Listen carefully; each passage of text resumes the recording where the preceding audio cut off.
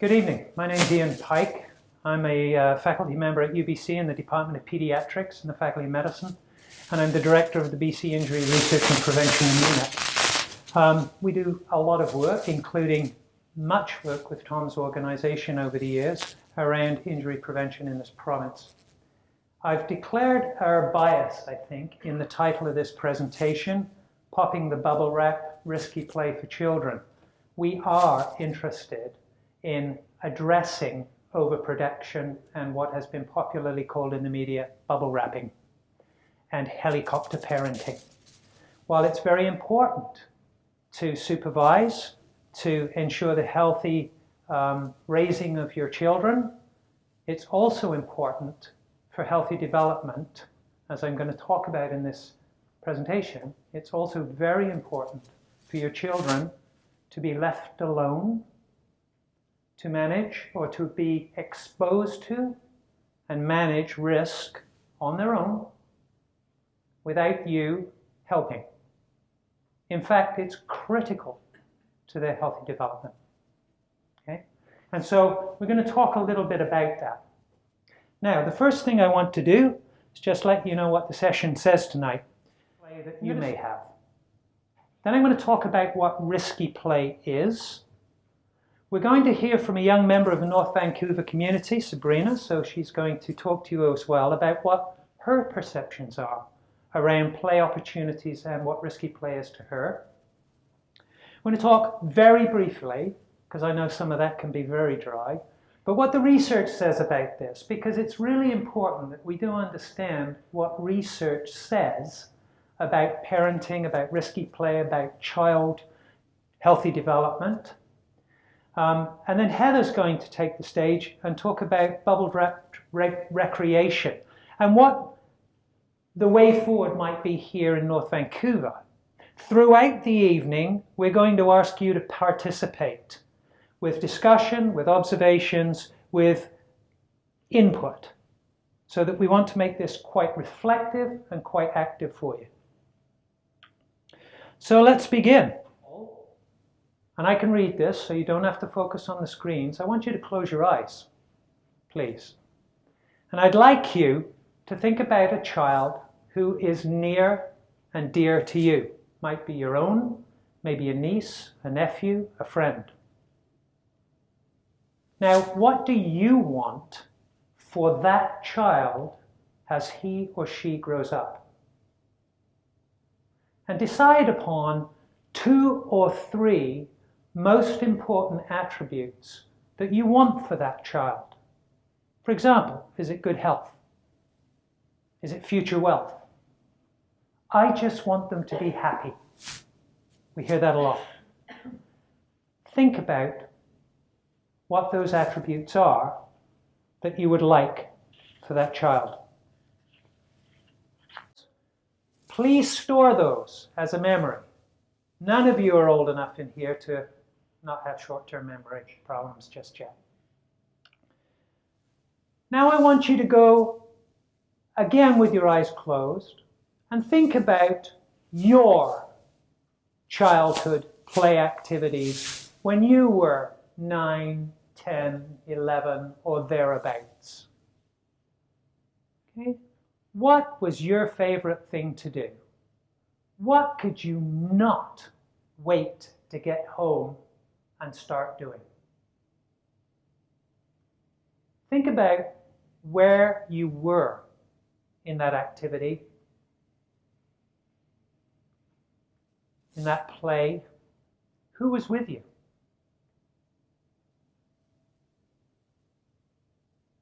Why was it so much fun? What important things did you learn in that activity?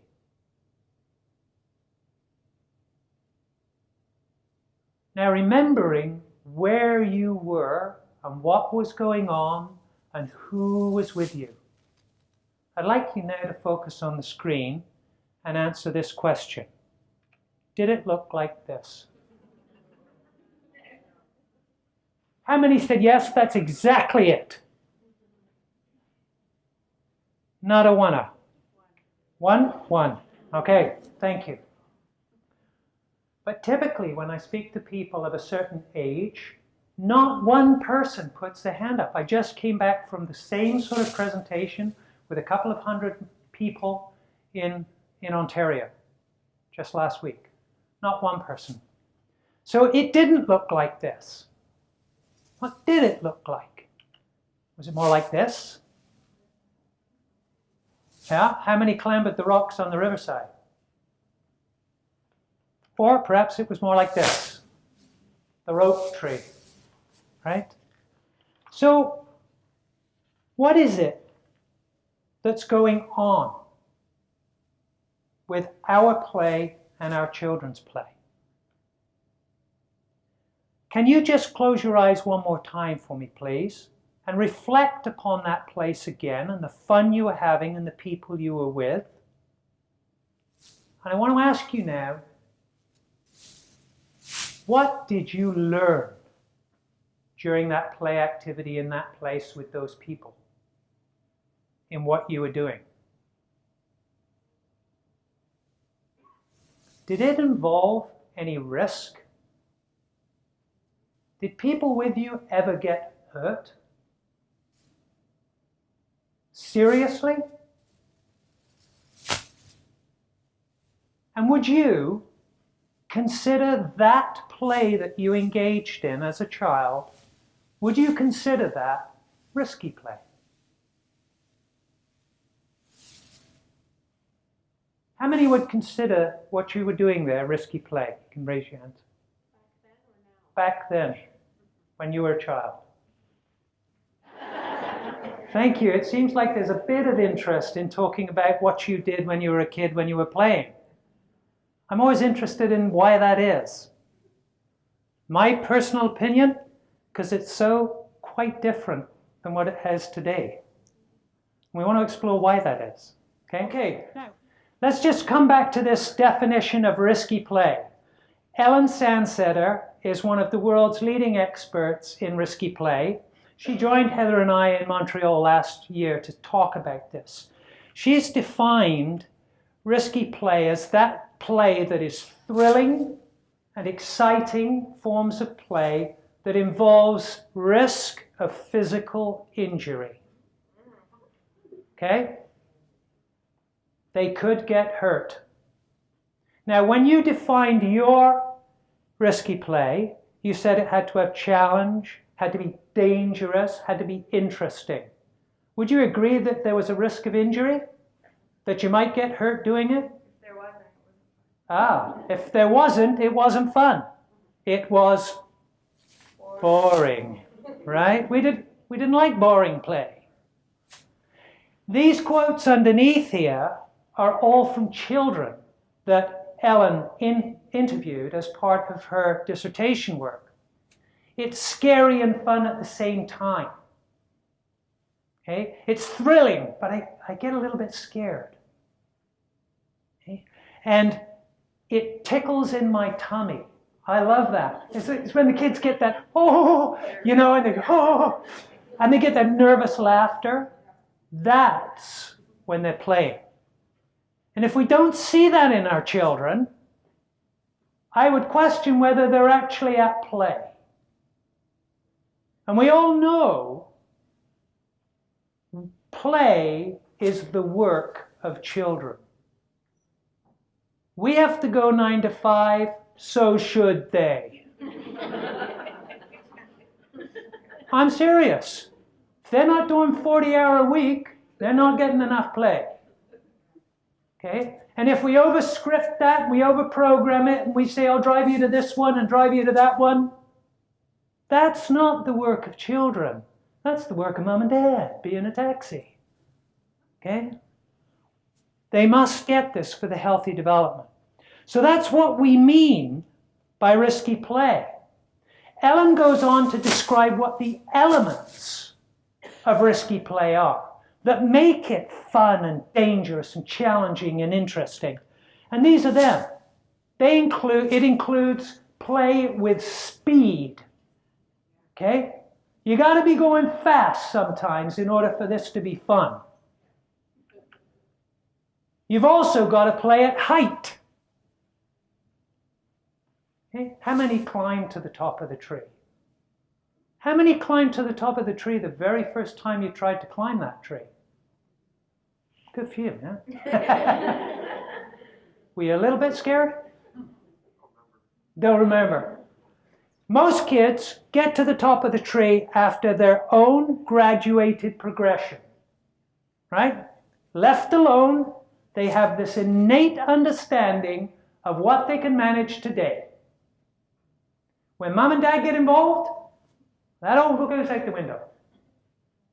Kids have the absolute natural ability to get it right in terms of balancing risk with what they can manage.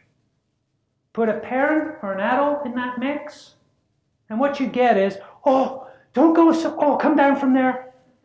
No, watch yourself. They under-challenge the child when the child wants to exceed more. Or on the other end, come on, you big sissy, you can go. No, get on the top of it, come on. Right? We don't get it right for the child. The child, unbelievably, can do this on their own. Okay? And we need to recognize that, and we need to let them do it.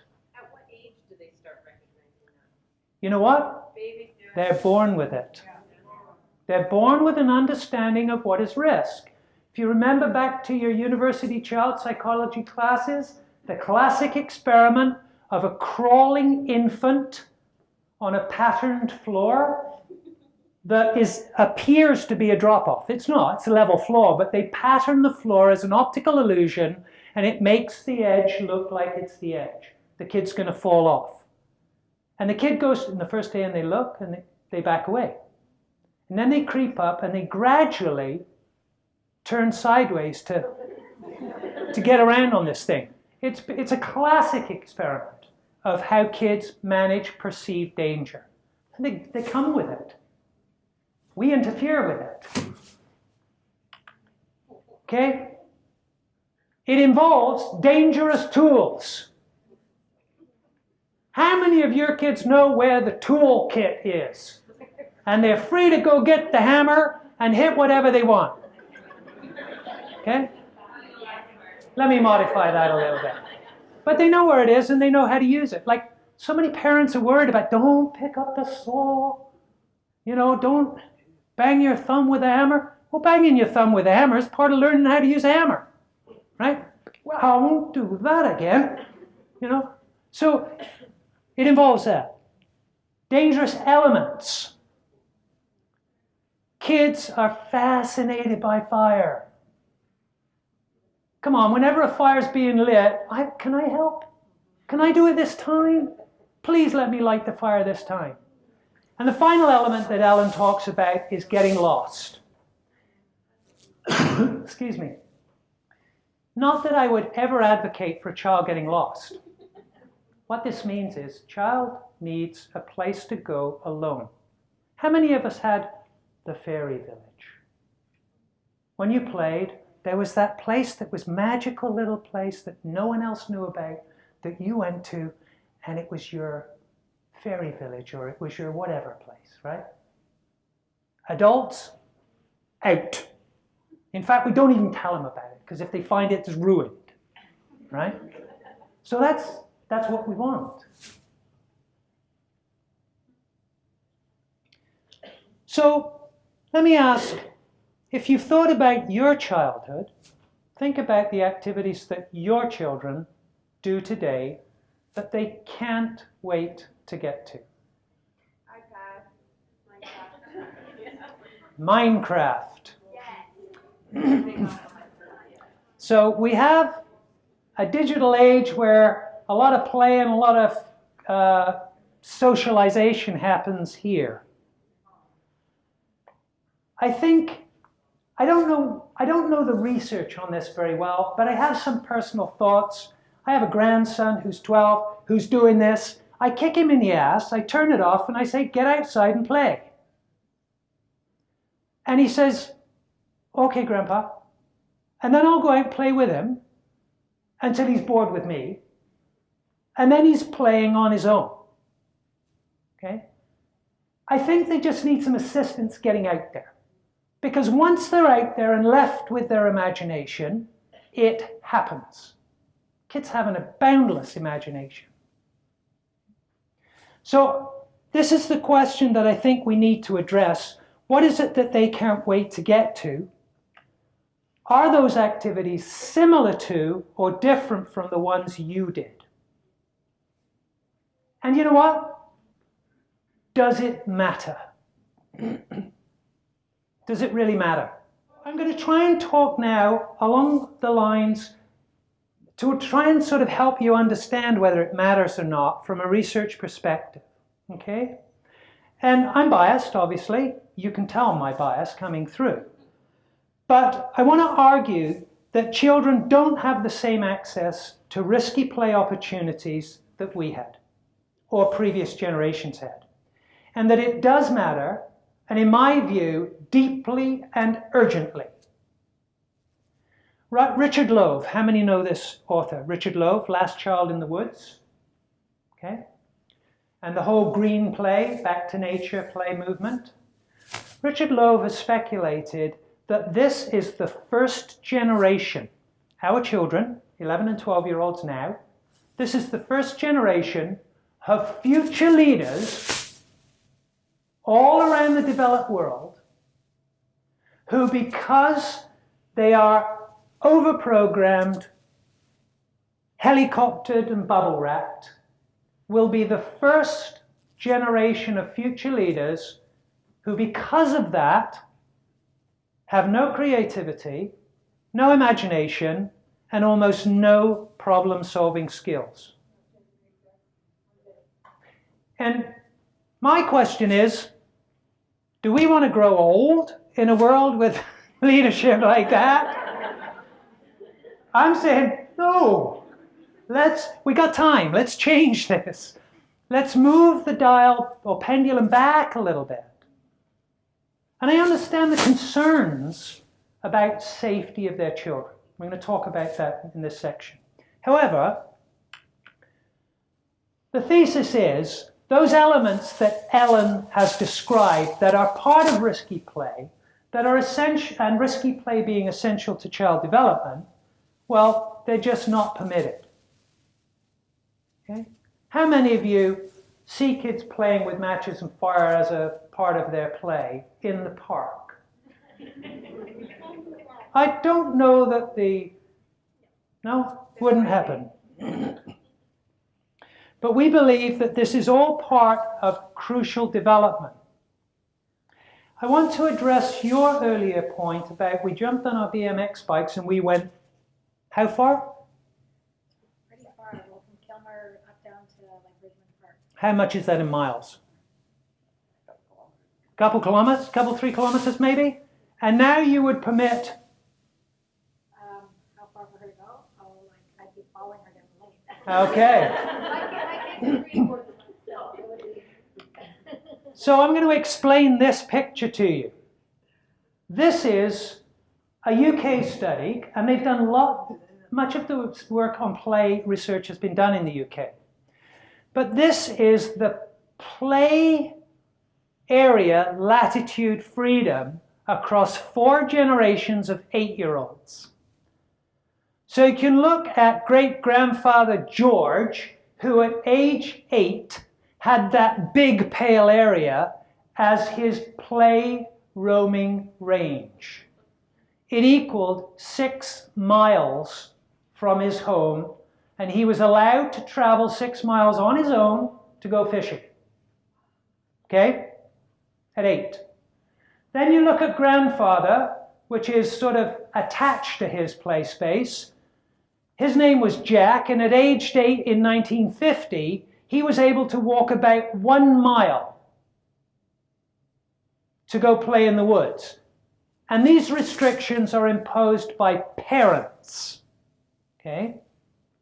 Then you go to Jack's mother, Vicky, who at age 8 in 1979 was allowed to walk to the swimming mile, half mile away.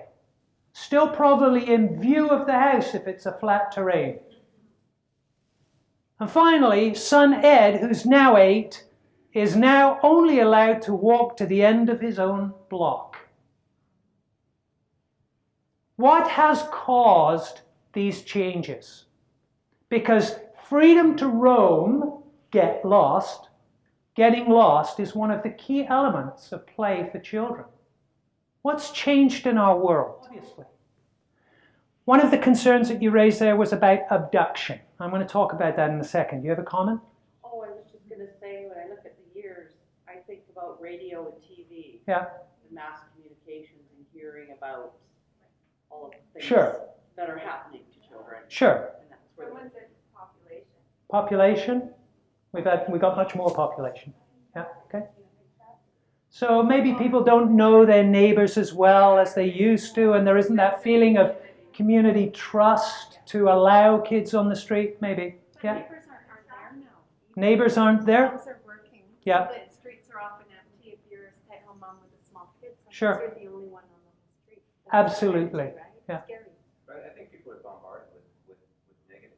Right? Very good. Yeah. And that starts to shape your perspective. Yeah, we've done some work looking back at newspaper stories. Today, what bleeds, leads.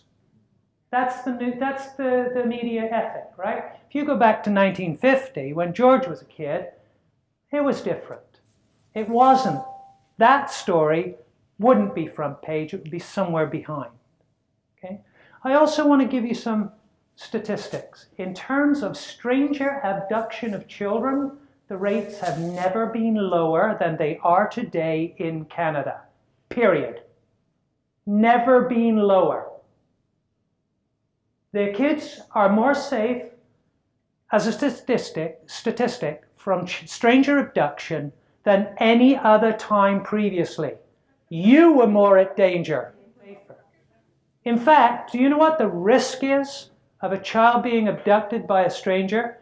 My colleague and I calculated this based upon rates of abduction and rates of other dangers in the environment.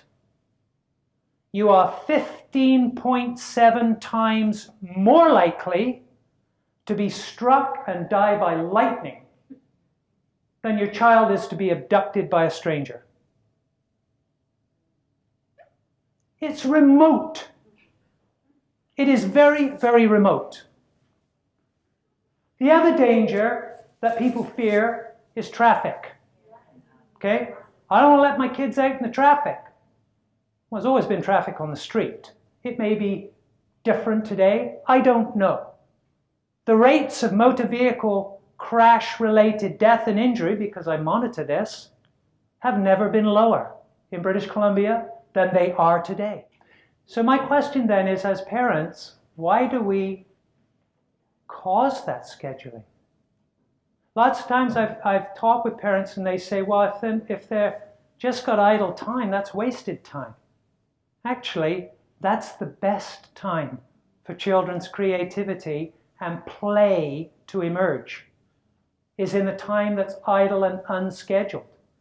Wasted idle time for children, or I won't say idle time, non-scheduled time is the best time for this kind of play to emerge and have its positive benefits health-wise. The earlier comment I heard over here somewhere was, we're bombarded by media messaging about how unsafe it is. We have something called Amber Alerts, a very necessary response, but people are hypersensitive to these things.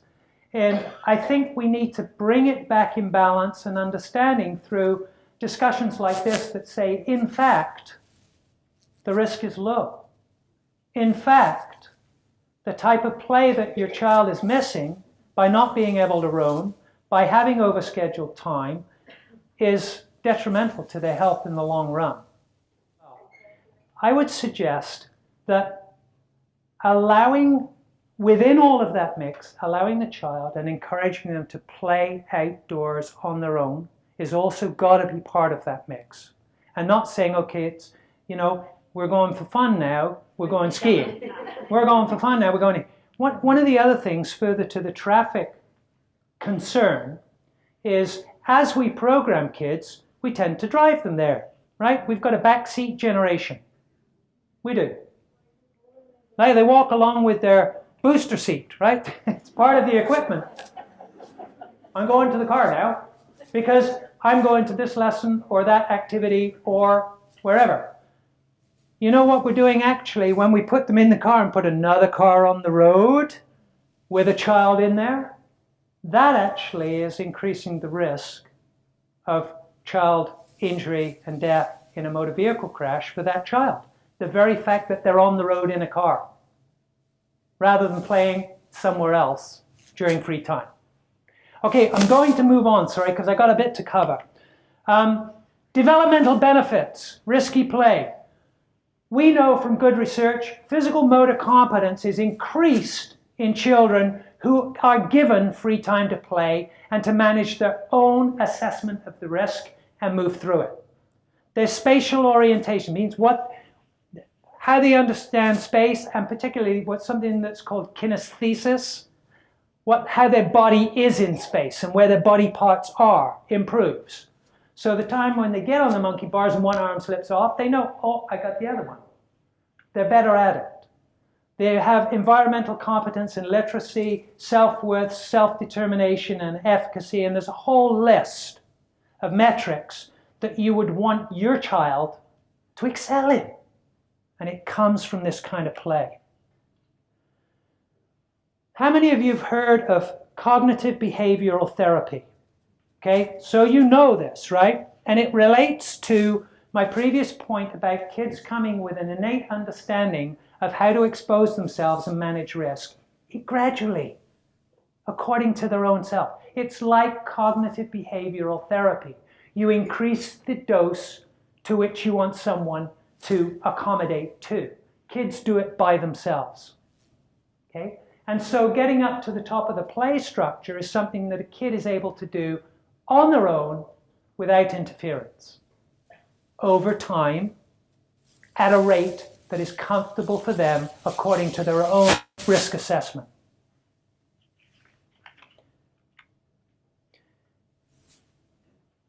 Okay, I'm going to cut to the bottom line here. Two groups of kids were evaluated or compared. Group A had 2 or more hours of outdoor play each day. The other ones had only between 1 and 2 hours of outdoor play. You can see there less than half of the playmates of Group A. So they had fewer playmates, many local playmates. Parents organized the play opportunities in under half of the opportunities where there was 2 or more hours, versus 80% of parental organization on the other side. 25% parents took the children to playgrounds, which meant 75% played in other venues, compared to 60% who took them to playgrounds. The end result is you have greater motor skills, social behavior, and independence in the kids who have more than 2 hours and those other variables compared to the kids who don't. Okay? The research is fairly good.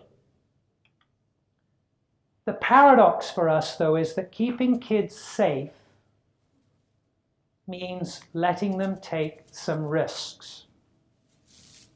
And it means letting them take some risks on their own or as a group of kids, okay?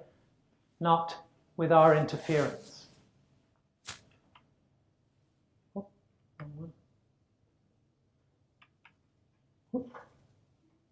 Okay, I basically said that before. So healthy and unhealthy risk-taking is important. So what is healthy risk-taking? It are those activities that are A, socially acceptable, that they do promote development and healthy development in a child. They're a means of challenging themselves, not imposed by someone else, by a coach, by a parent, by themselves or their peer group, age peer group, and can appropriately minimize potential for seriously harm. Okay, that's what risky play is. When unhealthy risky behavior is deviant, criminal, not socially acceptable, and where there's a high possibility of risk. Now, how do you distinguish what play environment might have one or the other? We want a safe place to play that has good risk. Okay? So let's not confuse, and I'm going to get into a long discussion about this, but know that there's a difference between what is risk and what are hazards. Okay? Hazards are what cause injury. They might be faulty equipment that kids don't recognize as faulty, okay, that cause the injury. Okay? So we do want those safe environments. And what we know from the research is if healthy risk-taking in children is blocked, then in their future years, we see unhealthy risk-taking emerging. Early to have sex, early to drink alcohol, early to speed and drive, all of those things that are risky, dangerous, socially unacceptable. Okay? So it's not just about will the child develop healthy during their growing years, it also has ramifications into the future in terms of how they might approach undertaking the risk when we want them to as teenagers, right? So we must invest early in the kids in allowing this type of play so that they don't become socially deviant later on.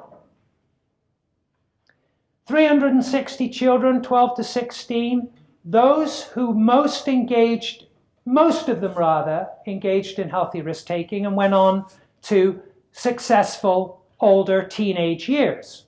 However, when you looked at the proportion of these children who were lacking opportunities because of restricted parents, because of limited opportunities at their school, or because of socioeconomic disparities, they ended up in unhealthy risk-taking, and that included petty crime, drinking, speeding, early sex. Okay? So, the other piece before we hear from Sabrina, overwhelmingly, children, and these are kids growing up in deprived areas in the UK. And if you're from there or if you've traveled there, some of the deprived areas are pretty deprived. Okay? Low socioeconomic neighborhoods in the UK are very poor and very ill serviced in terms of opportunities for anybody living there. But the kids there overwhelmingly wanted their local area to be made safer. By that they meant they want hazard-free neighborhoods. They want the hazards taken away. But they wanted more interesting things to do than what was provided. And in a couple of areas where they could consult with kids and provide the type of play space that they wanted and that was designed by kids, they went on to thrive. In areas where that didn't happen, the most popular places were wastelands, building sites, underpasses, rivers, and of course, these are hazard-rich environments. They got a lot of risk, for sure, but they come with a lot of hazards. And finally, even the kids say, I want a place to play away from the adults that is challenging, that provides me a place for discovery and gives me excitement. It's got to be scary, tickly in my tummy, even at 14 years of age. So Sabrina is going to come and talk to you for a few minutes. And Desiree? Questions for you, Sabrina. We had a little opportunity to chat beforehand, so I have 3 or 4 questions for you with a couple of follow-ups, if you don't mind. Sounds good. Okay. So can you tell us what you like to do for play or for fun? Well, I really like Minecraft for one thing, and I also like singing and acting. And out of sports, I like singing and swimming, skiing, soccer, and mountain biking. And well, I just really like talking to my friends too. Okay. So you like to do things inside, outside? Yeah, spending time with friends? doesn't really matter as long as it's fun and exciting. Okay. And are parents there when you're doing these things, adults? Preferably not. Okay. Okay, so can you give us your thoughts on what's available for play in North Vancouver? Well, it's just a lot of the stuff is just plain boring. Like there's always like slides that are not steep enough, monkey bars that aren't high enough. Like even at this is an example at Viewland Park near my house. There's monkey bars where I can hang on to the monkey bars and walk to the other side.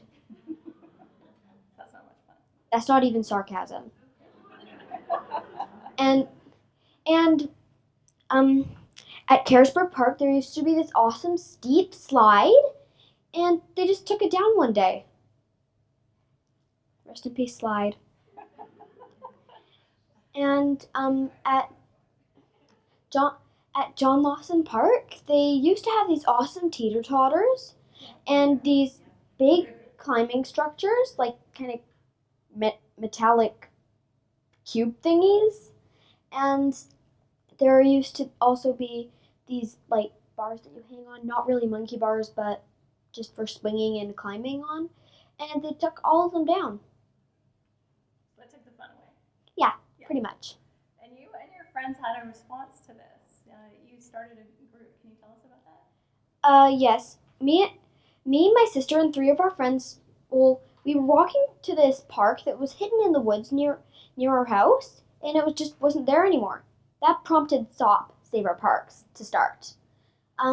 So after that, we walked home, or more like ran home, because that we were so angry about it, and we got my mom, and we printed off this sheet of like these flyers for SOP. I even came up with our own email address, but I kind of forgot about it for now.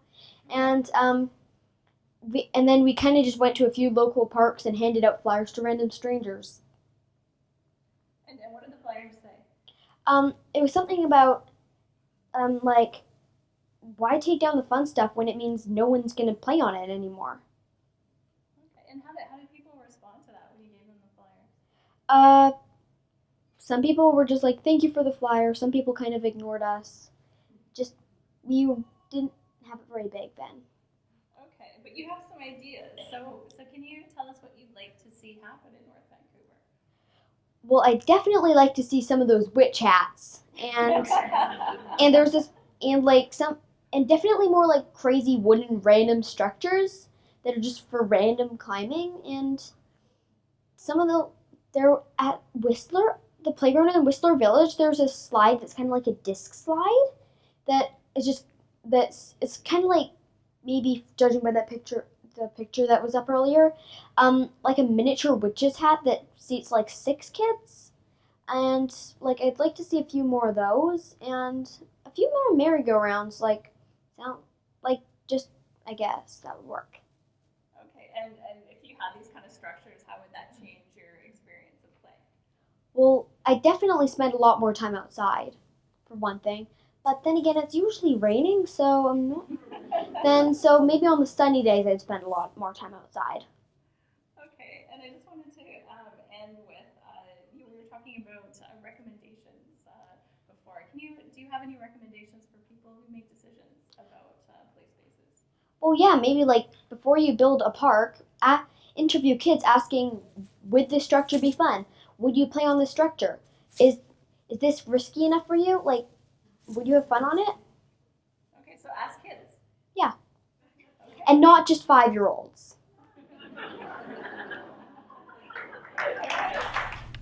Parental anxiety has led to some very curious things happening in society. 43% of parents in the UK think that children should not be allowed outside unsupervised till age 14. 20% of them think that they should not be allowed out unsupervised until they're 16. What has happened to our thinking as parents that would result in this kind of attitude about restrictions that we want to put on kids whose work is play? The next one I can't even react to the next one. 68% of adults think it should be illegal to allow your 9-year-olds to play unsupervised. But to allow a 9-year-old to go to the park unsupervised could get you charged and jailed. Now, we laugh at this, but it's not just the thin edge of the wedge that we're talking about tonight when these attitudes represent 2 major countries in the world. right? We're already there with our concerns about child safety. It's perverse. It's wrong, in my opinion, and we really do need to think about this as parents and as professionals who provide play opportunities for children. And I think that we've got to start rethinking some of our approach. I'm going to play this video. This is from Norway. This is video from a child care center in Norway. These kids are between the age of 18 months or 2 and 5. This is them at play. There is no audio, so don't worry about that. Takes a little while to spool because it's shot in high def.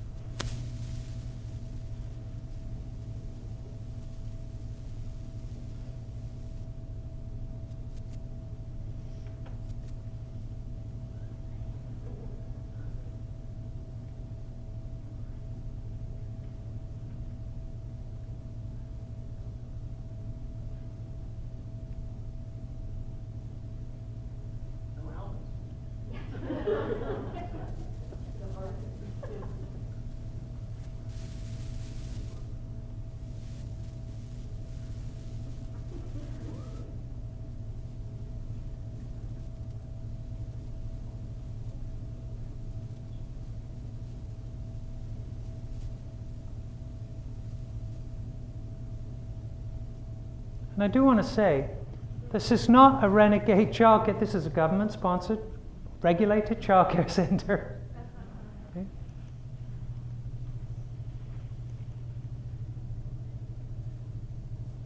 Now, this childcare center happens to be located in this environment. But I think what's important is the environment's not modified. There's no bulldozer that comes in there and flattens off a square level so you can put down some crusher dust in a KFC play space. Right? They utilize their environment. Notice the child care worker.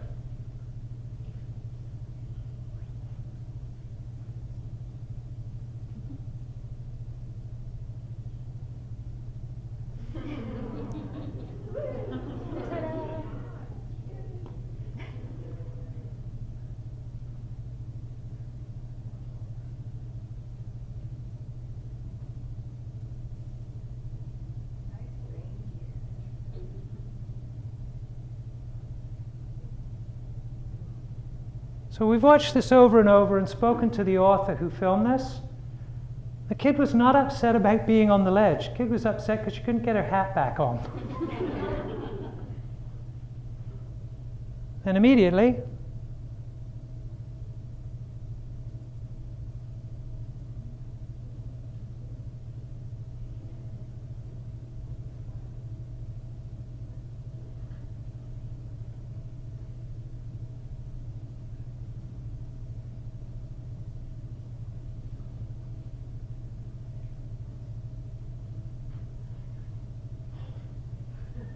now I ask you, if this was your 2-year-old or 3-year-old, where would you be?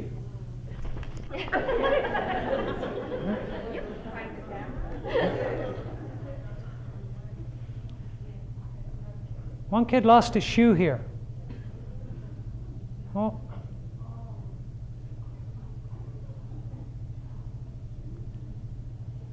No big deal. So walk down there. There we go.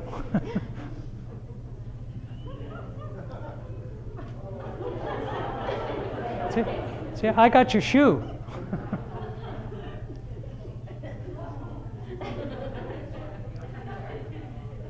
Now watch this child negotiate that ledge.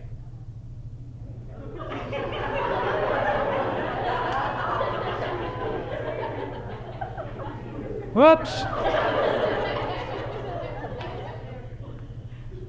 Now what's plainly obvious is she was negotiating a ledge more than her height, did it successfully, and then ran and fell at the base of the tree. An adult never appeared. Okay?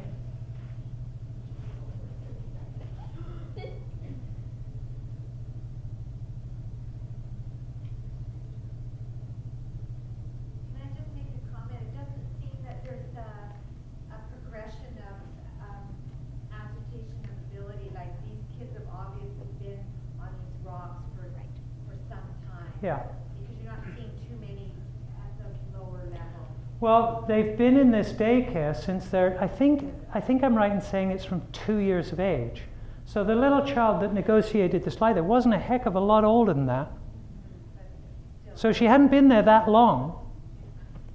So what you're saying is it doesn't long for them to get to that ability? No.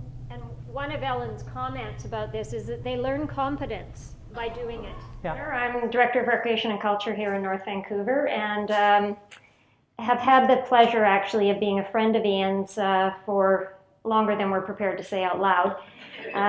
We met in another province in another life and got reacquainted again actually through this whole area from very different perspectives. Ian is an academic and a researcher, and I accused him of being the no fun police around play, but I soon learned that we're on the same page. I'm none of those things. I am not an academic, I am not a researcher, I am a practitioner, and I'm involved in service delivery and have been for a very long time. And I want to share a bit of my perspective. I like to think that here in North Vancouver we're a little more evolved than the US and the UK. Those statistics scare me to death. And I can very easily live in that little warped brain of mine that says, yes, we're awesome. We'd let our kids scale those rocks, and that looks like North Vancouver. But I've watched kids in playgrounds. I've watched kids in Lynn Canyon and Cleveland Dam and on our playgrounds. Actually, I don't get to watch that many kids on playgrounds because there aren't that many kids on the playgrounds. So I've observed, and I know that we are not immune to a lot of the challenges that exist elsewhere. A little bit of my perspective on the balance that we try to achieve, and part of this is professionally that we try to achieve a balance between people that want risk in play and the politicians and the risk managers and the parents who want us to make sure that things are very safe and that we don't open up the municipalities to any kind of litigation or lawsuits, and we're always worried about that. We're way too close to the US. We don't actually have very many lawsuits, but man, we're worried about them. It's that American thing. And I've dealt with this professionally my whole career. I've also dealt with it. I am a parent. And I had my oldest child, probably like many of you, my oldest child didn't like risk very much. She liked to be safe. And she didn't like physical risk. And we had to push her out of her comfort zone. The second one loved risk. And we had an experience with her at a year of age. She was on her tippy toes on the top of a ladder with her hands on the eaves trough trying to find out what Dad was doing on the roof. Yeah. And when the first one is so cautious, you sort of get caught off guard by that. And it was like, oh my God, this is a different world with this child. With her, it was more around putting my own fears aside and letting her do what she needed to do because she was going to do it anyway. And she's got lots of scars to show for it, but all non-life threatening. So Parks and Recreation as a movement actually started mostly in Canada. It started in the early 1900s, and it was all about parks. And parks were there for the break from the aesthetic enjoyment of people and a break from the drudgery of work, because work was, at that time, apparently, it was very hard work, and people worked very long hours. And so parks, they needed a reprieve from that, and it was mostly around parks. There was not much emphasis at all on risk management because government was considered owned by the people. And who in heaven's name would think about suing yourself? Government was not sued. It was very, very rare. So nobody thought about it. After the Depression, there were more amenities added, like outdoor swimming pools and community halls and tennis courts. And they were gathering places for people to connect. And there was a lot more people living in rural Canada, so they needed those opportunities to get together with neighbors because it didn't happen as naturally. Fast forward 1950s. I laugh that these pictures are all black and white. It seems like the Dark Ages, and it's not that long ago. This was my era. So 1950s to particularly 1950s and 60s, free play was the norm. And many of those stories that we have about, I spent hours out exploring, and my mother had no idea where I was. And we just came home when we were hungry. I mean, she had no clue she trusted. Now, I also grew up in a small town, so we did have that community thing, and she always knew if I got into trouble before I got home anyway. I don't know, I was her 7th child, so maybe she was just practiced at it by that. She was good, really good. So what happened in terms of play at that time is there were a lot of pickup games. How many of you played kick the can? Oh, thank goodness. I've actually asked that questions in audiences, and there's like one. You have? Kids! Oh my God, this is so exciting. It's resurrected. You have too? Oh my, kick the can. Okay, this is cool. So for those of you who haven't, we're going to have a registered program for you to sign up for next week. The kids are going to show you how. It's a fun play game. That's what it is. And all it takes is a can and people. Scrub was another game. Anybody play Scrub? Okay, fewer. Tom, we're the same age. I get it. Yeah. So Scrub is it's basically a recreational pickup ball game. You need a bat and a ball. So it doesn't take a lot of information, a lot of material. But those were the kinds of games that were very, very common.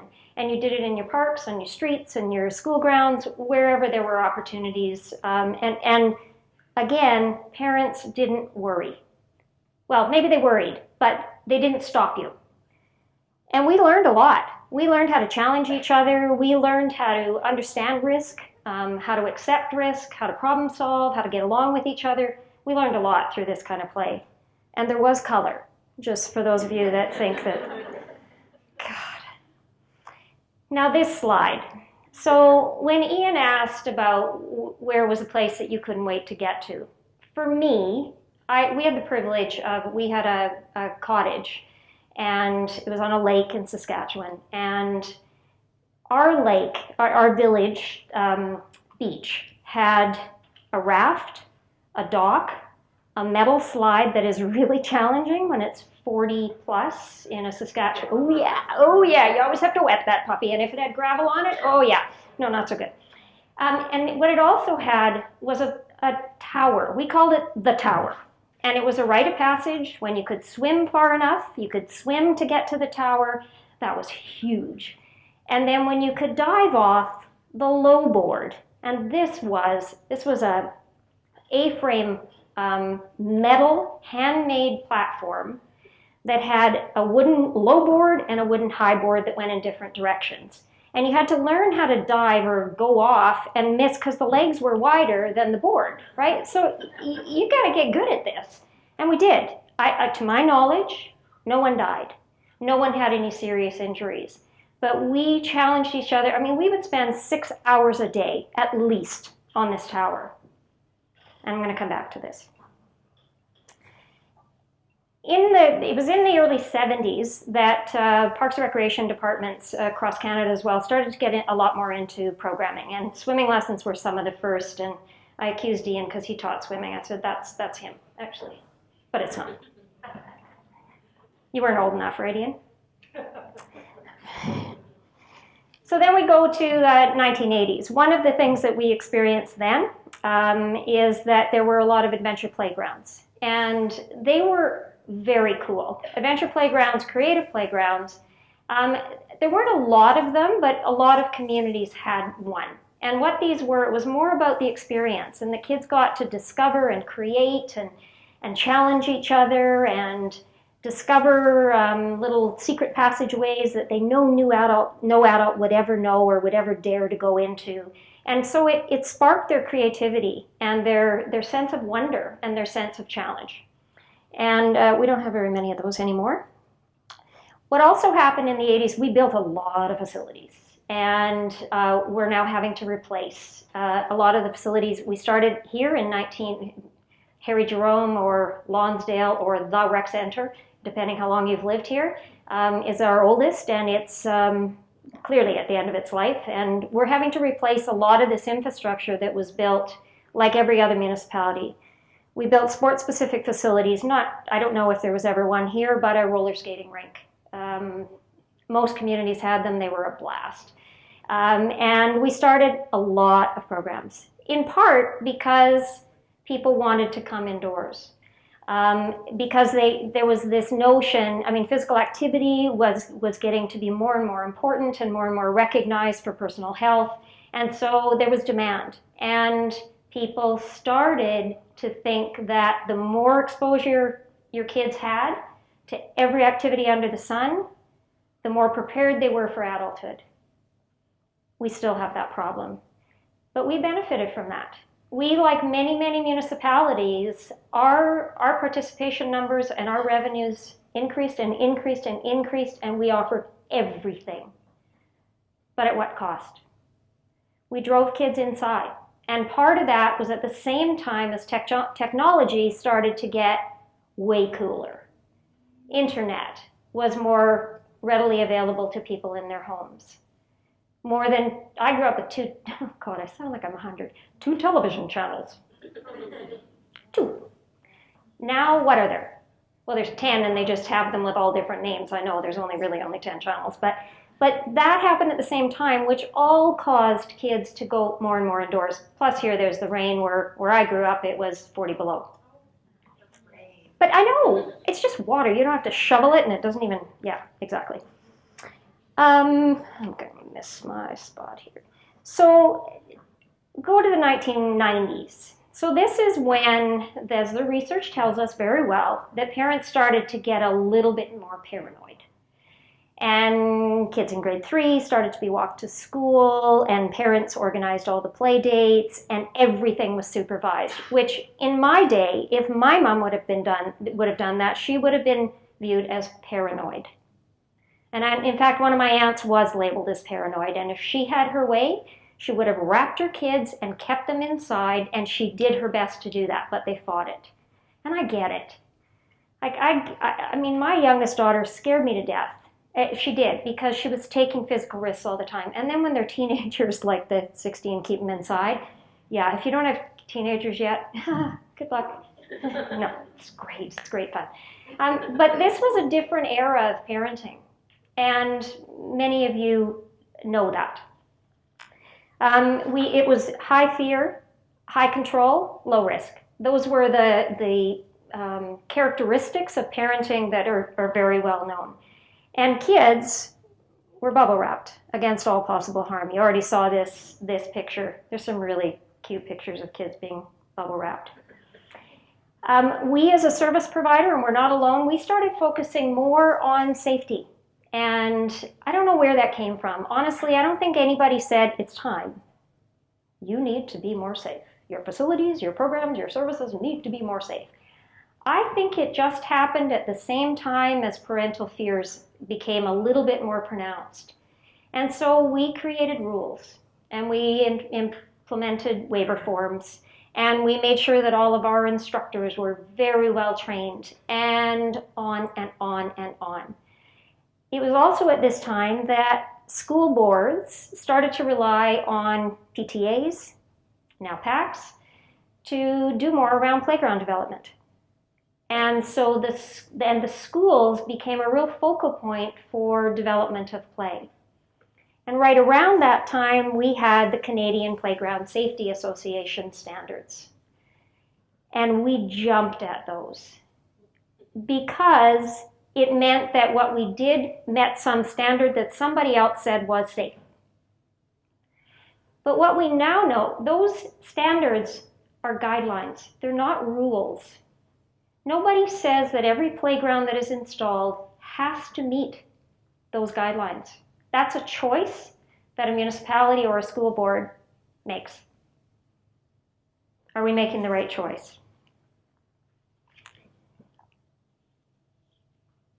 This is a picture of my beloved lake, my beach today.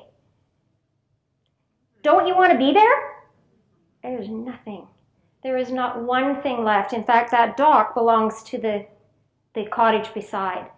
There's no dock, there's no raft, there's no slide, there's no tower.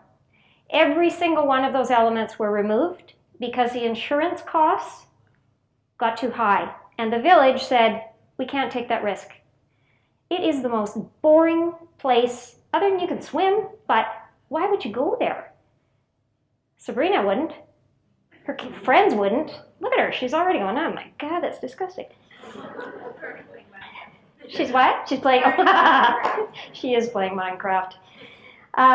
Yeah, so this just illustrates the point a little bit further. And this is when we started to take out play elements. The teeter-totters, the swings that you try to flip all the way around on. Wow, I'm sorry. That probably sounds really bad. All of those elements that we learned to take risk on, learned to challenge ourselves on, are gone because they're considered unsafe. And instead, and I mean no disrespect to people who have put in playgrounds, because we've all done this and we thought we were doing the right thing. We remove boulders and rocks and wood, and we flatten things to put in plastic play apparatus that kids get bored with after just a few minutes. There's been a lot of changes, and Ian spoke to that at the beginning, that if you think about your play, and for some, if you were to be exposed to what your parents did, it's very, very different than what kids get to do today. And we know, this research tells us, it's not all good. We've had good intentions, but we've made some mistakes, and now we have to try to undo it. According to the Active Healthy Kids Canada report card, 50% of adults fear exposure to predators as the reason that they restrict their children's outdoor play. We know that the risk of that is very, very low. The proportion of Canadian children who play outside after school has dropped 14% over just the last decade. 62% of Canadian children are driven to and from school every day. It's a lot of cars on the street that don't necessarily need to be on the street. My point is more that we walk to school. So, or bike to school, and kids now, most don't. 62% of kids don't. So there's a whole bunch of implications to that. It's not just more roads, but we have an obesity issue. We have a lot of health issues that go along with that, so that's not good. Canadian children aged 3 to 4 are sedentary 5.8 hours a day. This doesn't include sleeping. Children aged 3 to 4 are sedentary 5 to 8 hours a day. Children 5 to 11 are sedentary 7.6 hours a day. And age 12 to 17, 9.3 hours a day. So at the same time as this, children have an appetite for risk, and we've already talked about that.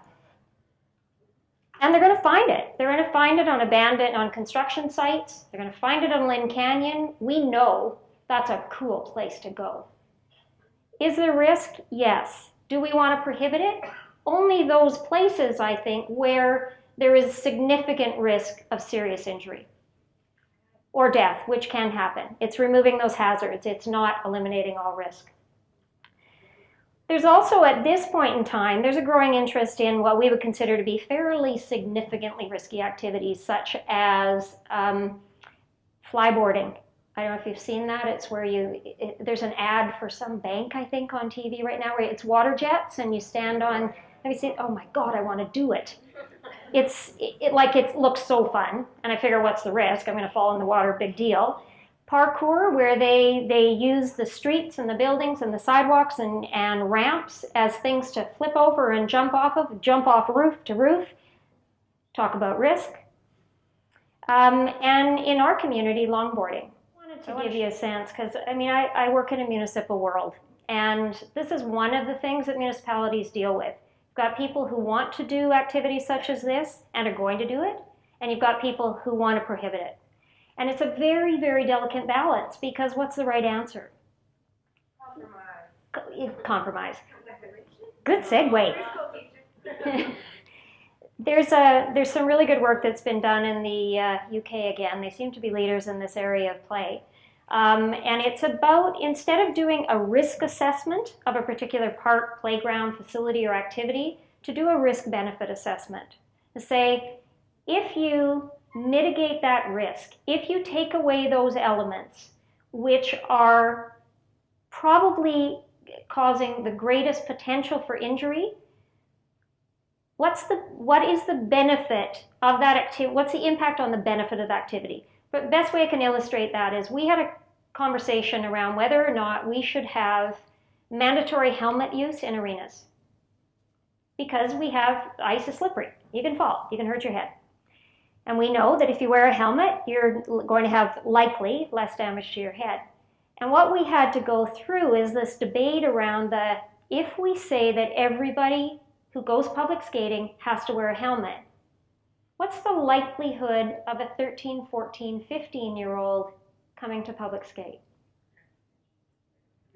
They're not going to come. It's not cool. Or girls, and the helmets and the hair, and you go to public skate because you look cool and show off and whatever. So we knew that part of the reason we offer public skating is for the health benefits and to provide an opportunity for kids to get together, not just kids, but people to get together, to learn some skills, to try some new tricks. And we knew that by saying we had to have mandatory helmets, they would stop coming. So what we decided to do instead was a balanced approach. And we said, you know what, the ski and snowboard industry has done this quite well. Helmets used to be almost non-existent on ski hills, and now they're pretty common. And it's the older people who never wore them who said, I'm fine. You know, I never ski. I don't need a helmet because I'm fine. Most kids and teenagers are wearing helmets, and it's because they made them cool. So we said our instructors have to wear helmets, and we're going to do some good public awareness around that. And there's a really good assessment tool that I've just got my hands on, and I think it'd be really beneficial for us when we're looking at whether or not some of the play elements, for instance, indoors or outdoors, should be removed. So we are starting to challenge this a little bit, and we've done programs like Circus School, which unfortunately has just grown too big for us, but we did Circus School for quite a few years, 7, 8, something like that. In the 90s, we would have been too afraid to try that. That's people on trapezes and silks and unicycles, and like, no way that would have been allowed in the 90s, or would it have even been explored? And we're starting to do more and more of that. I was just told today that we actually have a zip line in a public park, which I wasn't aware of. It's in Haywood Park, so if you haven't checked it out. How do we get a more balanced approach regarding our children's play? I don't have the answers. I am so struggling to figure out, and I keep asking the research people to help us understand. And we're trying. We're trying to set up some projects to help us understand what will it take for you as parents, for other people as parents, to lighten up a little. We don't know the answers to that, but I am seeing some positive signs. We are seeing nature kindergartens and some day camps that are really intended to teach competence of kids outdoors. We're seeing children like Sabrina, and thank you so much for being here tonight. Yes. We're in good hands if we have a community full of children like this that are prepared to challenge the rules and say, you're not meeting my needs and you need to do things differently. We are seeing more creative approaches to playgrounds, and I would love us to stop removing all the natural elements and focusing so much on plastic play, because we do know that they're not as well used as intended. And in fact, there's been some very good work done by, right here in BC, Susan Harrington, who is a landscape architecture prof at UBC, and a team did a study where they looked at 16 outdoor child play spaces. I think these were at child care centers in Vancouver. And these were geared to 2 to 5-year-olds. And what they found is that the playground equipment was unoccupied 87% of the time. 87%. And of the 13% of the time it was used, only 3% was it used as intended. They played under, or beside, or within, but not on it as it was intended. Now, a lot of money went into those play apparatus because you have to have it to meet child care legislation. To meet the rules, you must have a certain kind of child care space. They're not using it. What the heck are we doing? Sorry, is that swearing? Okay. Yeah. But there's a really good resource available, and I meant to put a slide up with the name of it, but it's actually called the 7 Cs, an informational guide to young children's outdoor play spaces. And we'll try to provide the link somehow. I think there's going to be a follow-up communique, and we'll try to provide the link to you. And it's looking at the elements of effective childcare spaces, particularly for young children. We're also seeing people starting to say no to demands for things like balls on playgrounds. There have been parents who have said, no balls on playgrounds, no touching, for goodness sake. What was that? Because you're going to hurt somebody. There was actually a parent, I think it was in Ontario, who wanted the oak trees removed from a school ground because children with allergies were at risk of allergy attacks because of falling acorns. Yeah, there's all kinds of movements which are counter to our positive indicators. You may have heard about an experiment that was done in 2011 in New Zealand, where they took away the playground rules. They suspended them. And they allowed the kids to run, climb trees, slide down a muddy hill, jump off swings, and play in a loose parts pit. And it was like a mini adventure playground. And they actually feared chaos. They thought it was going to be recesses and noon hours of continuous problems. But what in fact they found is that there was less naughtiness, as they called it, and bullying, and less reported injuries. And so that tells us something. We put these rules in place for all the good reasons. Whether we're doing it as parents or we're doing it as service providers, it's good reasons, but it has a negative effect that we didn't necessarily consider.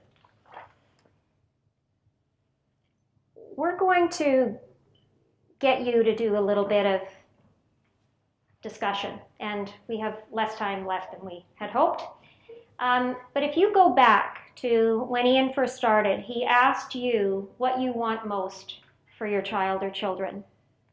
And I think the examples were happiness, health, wealth, whatever it was. You might have had something different than that. If you think about that, what are you doing? And what we want you to do is not tell us, because there's too many of you.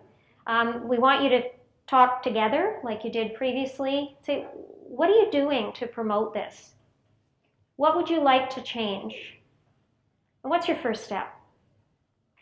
And we actually want to challenge you as an individual, when you leave tonight, to leave with one thing at least that you're going to do differently, or that you're going to undertake if you believe that we have changes that we have to make. Very good point. In fact, there's an expression that to many, failure to supervise is failure to parent. And there are parents who feel that they are looked down upon if they allow their kids to play too freely. And that's a real shame. But we're starting a movement. I feel it, at least in North Vancouver. We don't necessarily need to care beyond that, but we need to care about North Vancouver. And I think we can move, frankly, from this to this. And through focusing on the building of healthy individuals, healthy families, and healthy community, change is possible. And by all of us working together, whether we're parents or PAC members, school boards, service providers, kids, focusing on this together, we can make change happen. And I'm really, really positively excited about this. So thank you so much for being here with us tonight.